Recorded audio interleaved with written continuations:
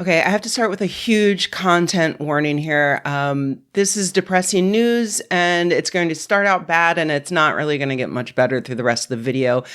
Or at least, well, until the end, when there's an obligatory clip of Indy looking happy trotting through the Oakland Hills. But before that point, I'm going to be talking about self-harm and violence and severe government ineptitude and evil.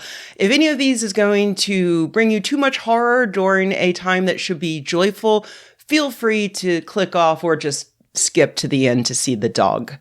So back in 2024, I went over the evidence for and against Jonathan Haidt's assertion that social media is rewiring kids' brains and causing a mental health crisis. The TLDW is that the actual scientists who are studying this have yet to find any evidence that that's true. Social media obviously has its problems and it sucks in a number of ways for kids and adults, but there's just no evidence that it is actually causing mental health issues in children as a population cohort. There's just as much cause to say social media is bad for kids as it is to say television, video games, or rock music is bad for kids.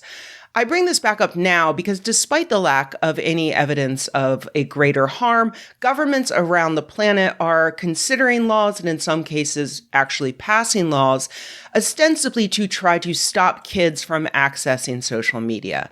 I'll get to that in more detail in a minute, but first I want to talk about two tragic cases that are giving these laws steam, cases that are in the news right now because of a new lawsuit. Two families, one here in the United States and the other in Scotland, have filed a lawsuit against Meta for causing the deaths of their teenage sons, who both died of suicide after being extorted by scammers through Instagram direct messages. These scammers threatened to release sexual images of the boys if they did not pay them money. These sextortion cases have been on the rise in recent years, with scammers usually pretending to be peers of boys and convincing them to send intimate pictures to them.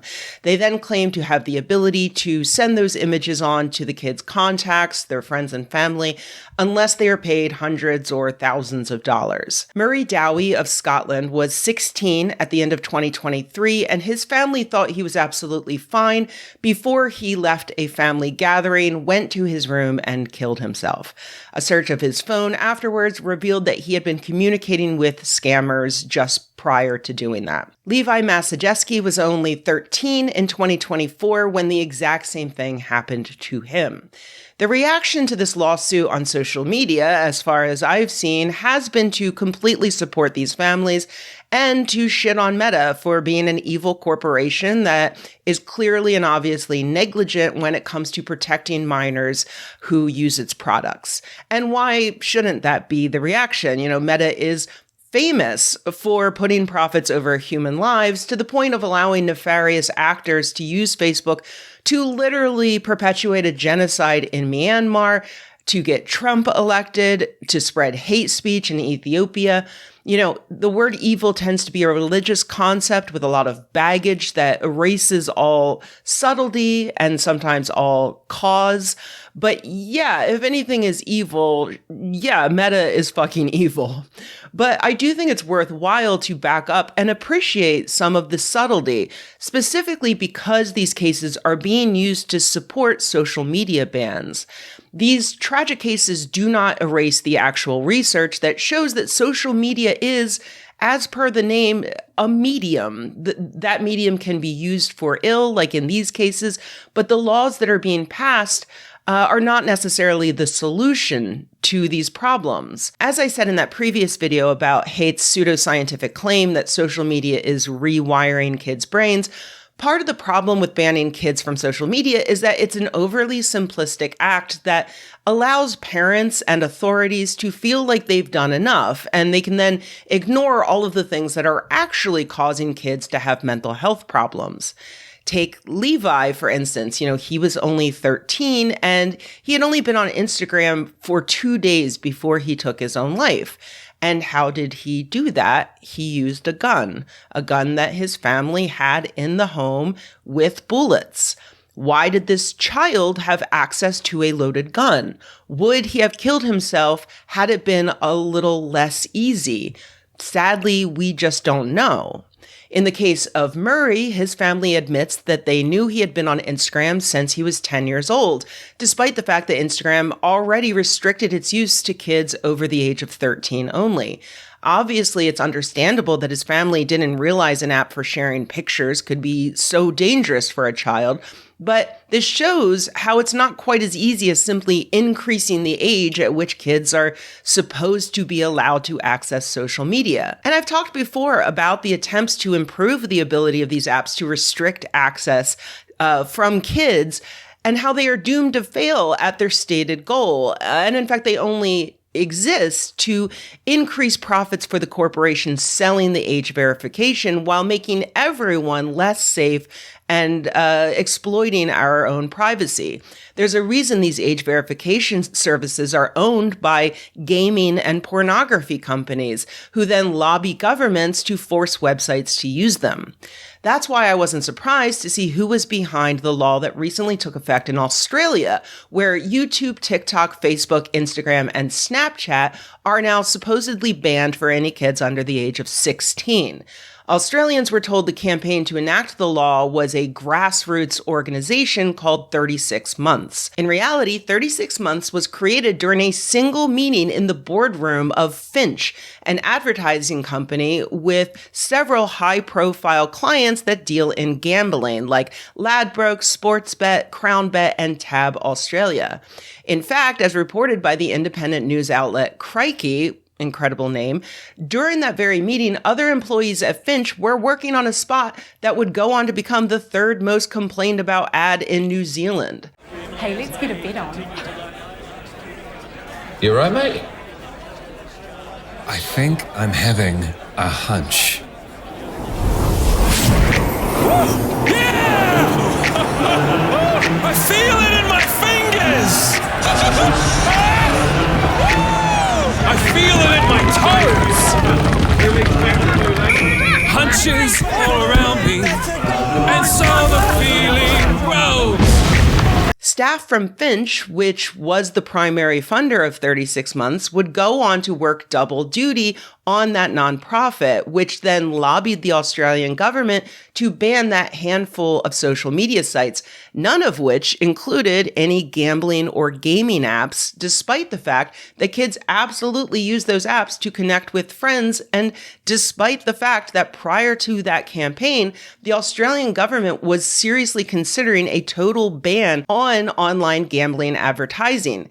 In November of this year, the Financial Review reported that the government was dropping that ban and using the under 16 social media restrictions as cover to water down the policy. If you're a fan of CoffeeZilla, and you should be, then you know that the gamblification of everything has been happening for some time now, with corporations using every loophole they can to introduce people, especially children, to gambling away their money. Experts have been warning for years about gaming companies using things like loot boxes and other psychological tricks to get kids addicted to gambling, and now Roblox is pretty much full on doing it. This study from Australian researchers was published earlier this year. They gave a few dozen kids $20 to spend literally however they wanted.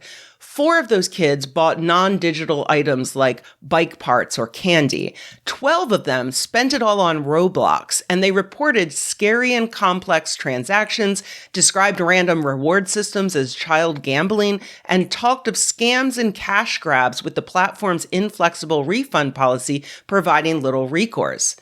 And here's what the sociopath in charge of Roblox had to say recently on a podcast. Would you ever put a prediction market inside Roblox, like let kids bet with their Robux and say, I bet he's going to steal a tung tung tung sahur? Or I bet he's not going to dress to impress. Yeah. I think we would have to do that.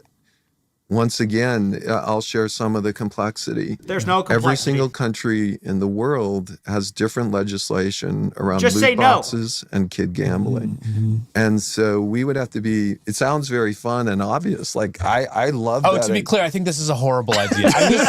I was just interested if you were thinking about it. Well, I actually think it's a brilliant idea. if it can be done in an educational way that's legal. And so I imagine a no free Robux, no free prizes, just a game called the Dress to Impress Predictor, where it's not like trying to get kids money or anything like that. I would be a big fan of it. How many kids will end up mentally fucked up because they lost all their money gambling?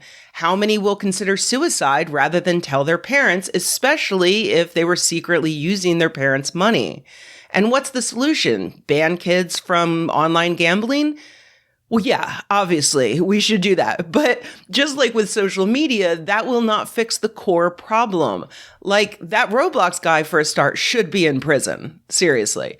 But ultimately, we have to fix the capitalistic forces that push ad agencies to lobby governments to take symbolic actions that do nothing while dropping real legislation that would improve lives. We have to stop letting any corporations lobby our governments in their favor. We have to prioritize the actual science that helps us understand the problems and the potential solutions. We have to destroy the gun culture that allows a child to take his own life within a minute of making that decision.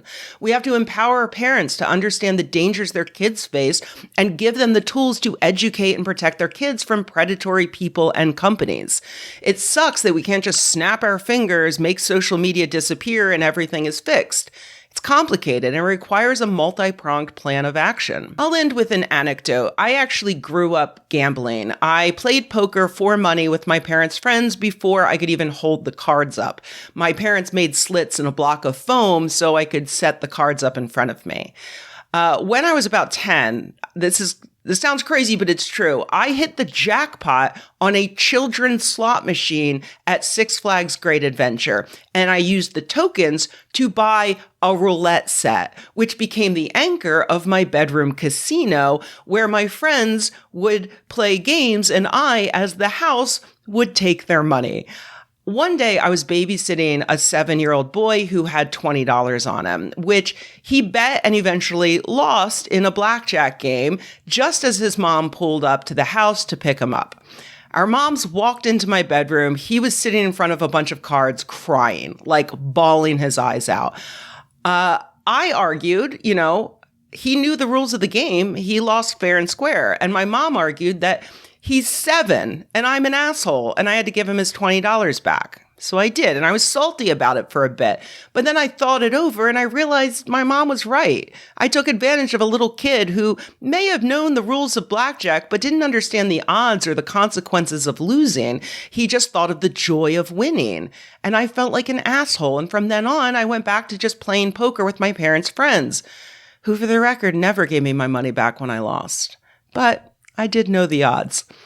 Anyway, I learned that lesson when I was 10. I'm pretty sure the guys running these rackets are never going to learn it through empathy. So the rest of us are just going to have to work together to make sure that they learn it the hard way.